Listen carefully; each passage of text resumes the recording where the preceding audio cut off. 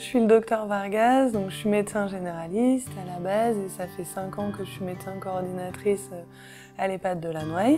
Donc l'aromathérapie est entrée dans l'EHPAD il y a 1 an à peu près. En parallèle, on était entré à l'EHPAD dans une démarche qui s'appelle Humanitude, qui est une démarche bientraitance, qui vise à remettre les habitants au centre de toutes les décisions, de restaurer leur citoyenneté, d'intégrer leurs envies, leurs choix dans tous les soins, que ce soit les soins d'hygiène et que ce soit les animations, la vie collective.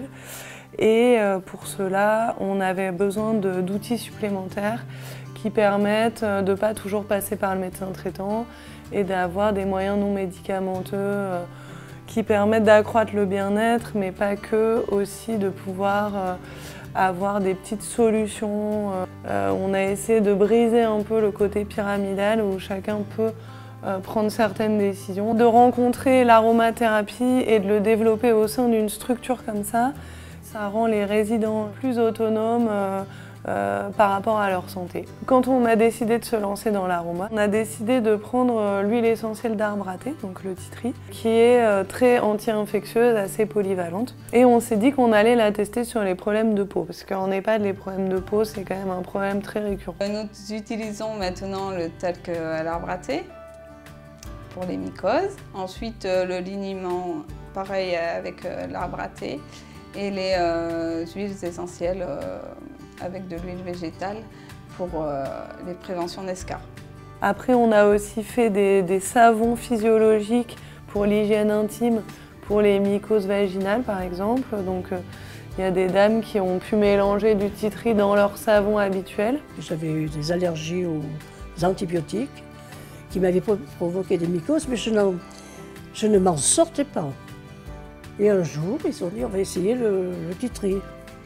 Bien écoutez, c'est parti en, je sais pas moi, 15 jours, 3 semaines. Mais parti. Je n'ai plus eu de mycose. Le fait de commencer avec une seule huile et une application essentiellement par les aides-soignantes, ça permettait de centraliser un peu tous les protocoles. Donc on avait un tableau dans la salle de transmission avec toutes les personnes qui ont du titri et sous quelle forme. Pour moi, l'aromathérapie, c'est un bon support. Le développement au quotidien pour les habitants, c'est vraiment une démarche du soin, possibilité de soigner autrement, dans une approche douce. C'est vrai que les habitants sont à la fois demandeurs pour certains, quand ils ont par exemple des problèmes respiratoires, des problèmes d'anxiété ou des problèmes cutanés. Mais ça va être aussi amené par les équipes quand on observe des besoins. Il y a quand même une ouverture assez forte des habitants pour ce type de soins, l'aromathérapie. Et puis on a vraiment observé vraiment des résultats, notamment au niveau cutané, très intéressants, prometteurs. Donc du coup, là on est encore dans une phase de développement en fait. Donc notamment sur le soin palliatif. Voilà, on essaye d'élargir un petit peu les possibilités et donc on en parle avec les habitants. Voilà, on essaye aussi de communiquer sur l'aromathérapie et sur ce qu'elle peut apporter. On a des protocoles avec, pour la détente, la relaxation, le sommeil. Donc on a un spray tout fait qu'on utilise, qu'on met sur l'oreiller.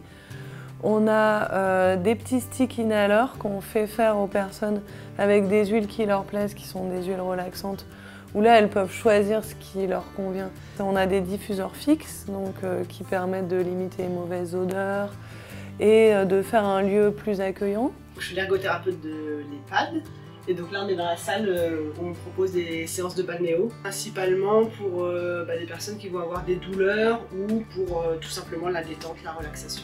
On utilise les huiles essentielles en diffusion. Au niveau de la baignoire, il y a plein de choses qui se mettent en place. On peut mettre en place les bulles, la lumière.